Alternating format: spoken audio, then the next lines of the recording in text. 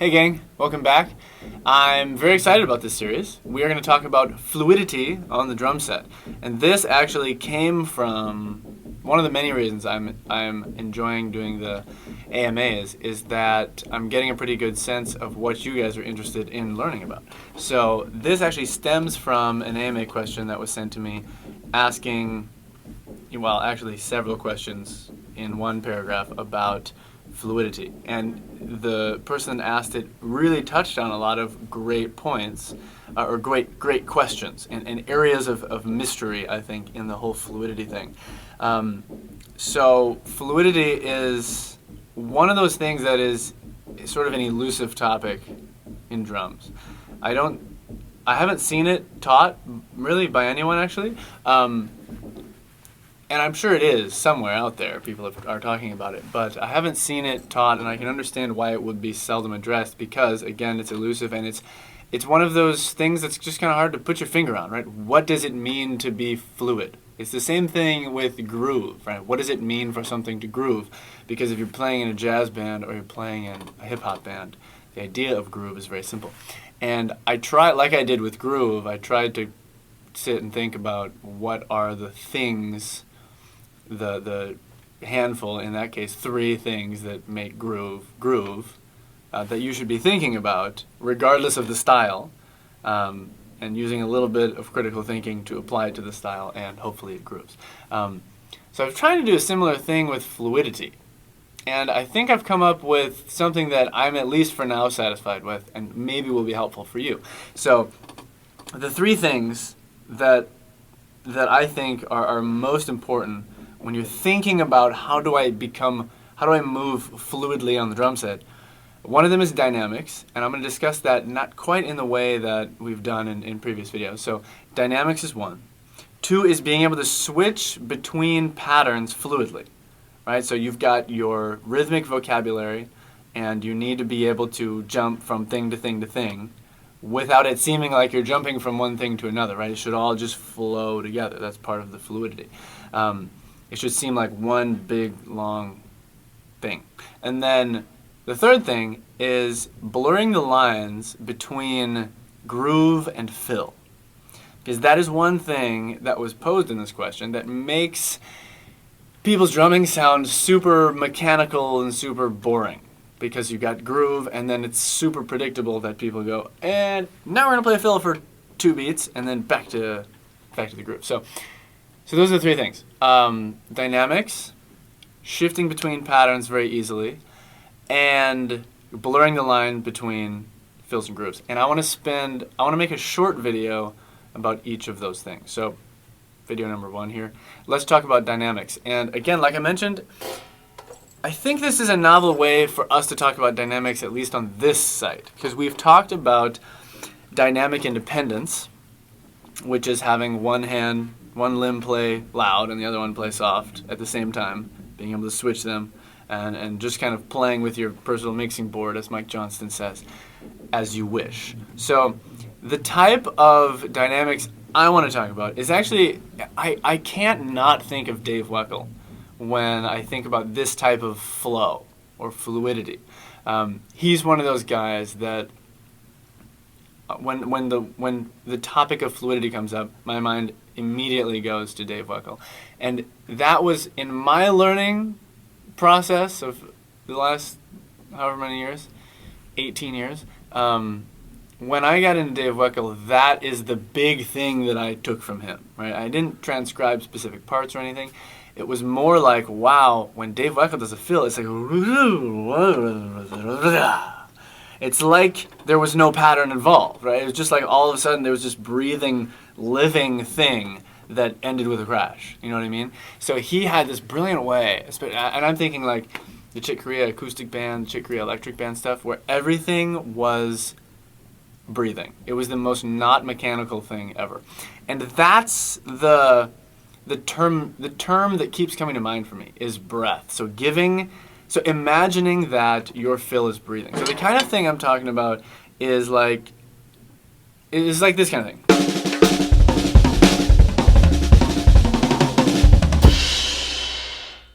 Right?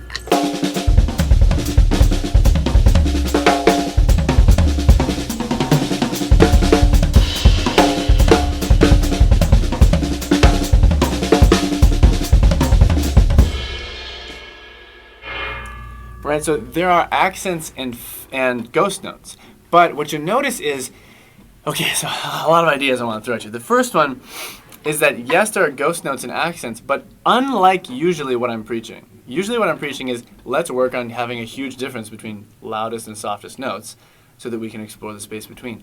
What I find gives fills like that, and drumming in general, a really human sense of fluidity is when it's like, maybe the word is undulating. Is this an undulation? I'm not sure what the definition of that word is, but doing this kind of thing, but not extreme dynamics, right? Sure, you can, but what I'm thinking of, and what I think most people are thinking of when they think of fluidity, is again that sort of breathing sound, where the fill is just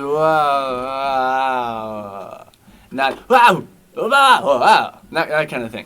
So let me play again and consider that. So my ghost notes, I'm actually making an effort to make them not loud, but on the louder side of ghost notes.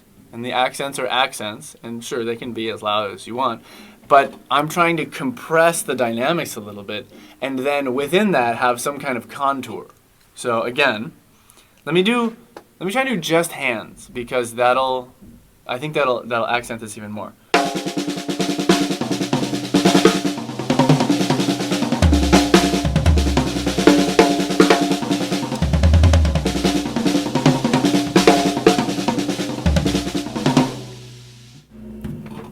Right, so that's one idea. The next idea is having groups of accents. So not just standalone single accents among ghost notes, because that sounds very military to me. That sounds very...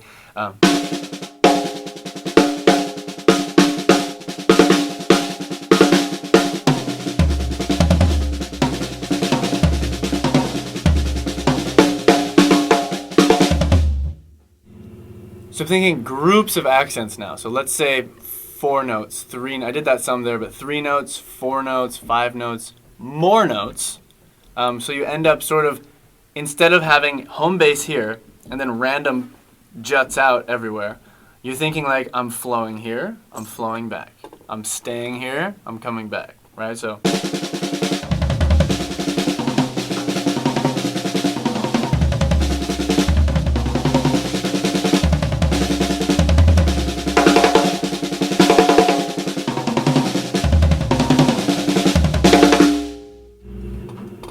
The next idea is, which you probably noticed I was doing before and not there, is with those accents or the movement around the kid. If you move to a floor tom, and you're going to play 6 notes right here. Give that some crescendo or decrescendo, right? So add dynamics within your dynamics, right? So you've got ghost notes here, and then accents here. Let me just go between actually here and here. I'll go ghost notes, accents, and even my accents, I'll try to add some is that the best way to describe it? Some differentiation of dynamics.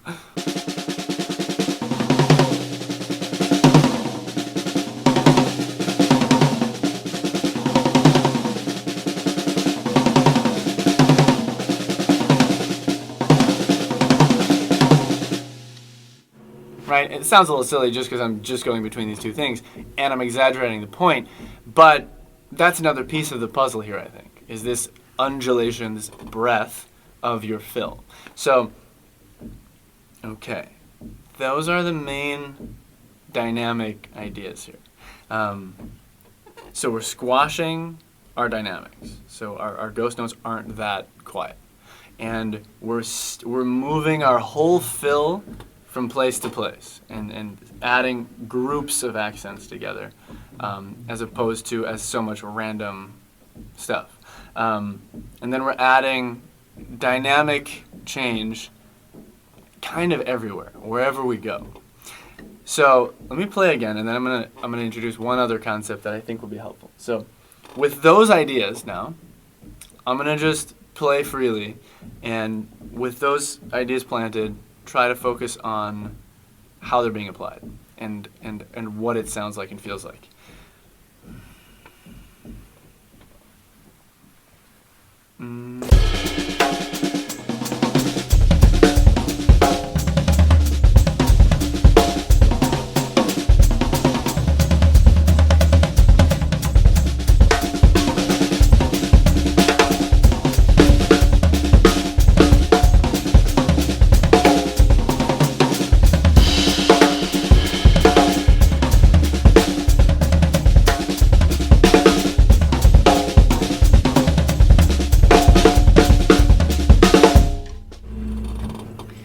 Okay, so you might be thinking, JP, some of these patterns aren't, you're not flowing like this. You're playing totally disjointed groups of 5 that could sound very disjointed and not fluid. So what's making those sound fluid? And what's making those more disjointed patterns sound like they can flow, which they can, is again a couple things: squashing the dynamics and thinking of the pattern, or if you're doing 2 in a row, maybe 2 of the pattern, as one phrase. And phrasing is something we've kind of talked about on and off, but it's really just, if you think about how you would consider phrasing in your speech, it's very similar on the drum set. It's how and where you start and end sentences, basically. So I think about like this pattern, right?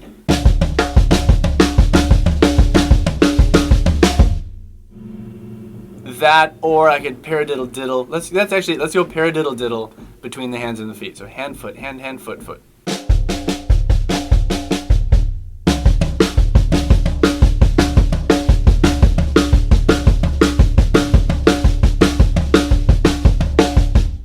So if I use that a little bit, right? So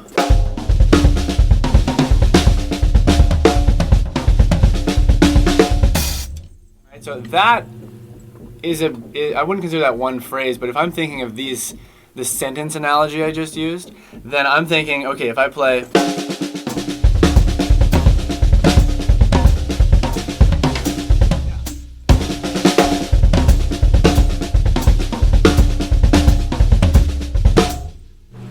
right, so that's a paradiddle diddle. It is shifted, but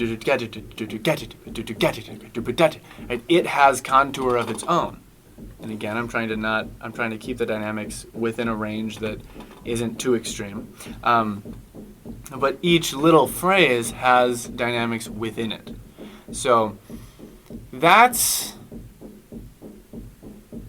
how I think dynamics influence the fluidity of your playing. And the last idea I want to give you is to pay attention to, the best example that I can think of, like the best inspiration for what type of arcs and contours I'm talking about, is to pay attention to how you speak, or pay attention to how someone else speaks, if it's hard to self-analyze.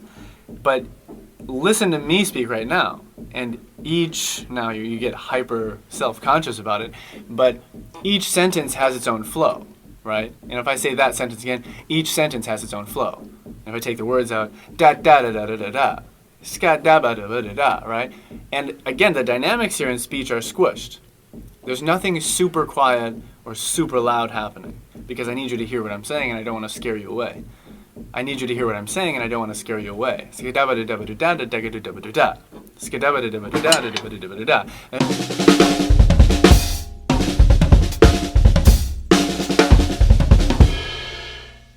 Right? It could be an infinite number of different patterns, but following a speech or taking inspiration from the way that speech flows is, I think, the coolest and most useful, honestly, way to practice this kind of fluidity. One thing you could do, I've never done this, to be honest, but it would be a really cool idea, is to listen to, like, pull up a speech on YouTube, or even me doing this, and take one sentence at a time and pause. Take one sentence at a time and pause. And then try to play whatever it is you can. Take two full minutes. And I forget what I said. Take 2 full minutes, right? Take 2 full minutes and try some stuff out. Take that sentence. Take 2 minutes and try some stuff out. Take 2 minutes and try some stuff out and change the patterns. Take 2 minutes and try some stuff out. No symbols. Take 2 minutes of da da da da. Da do ga da da ba do da, right? So you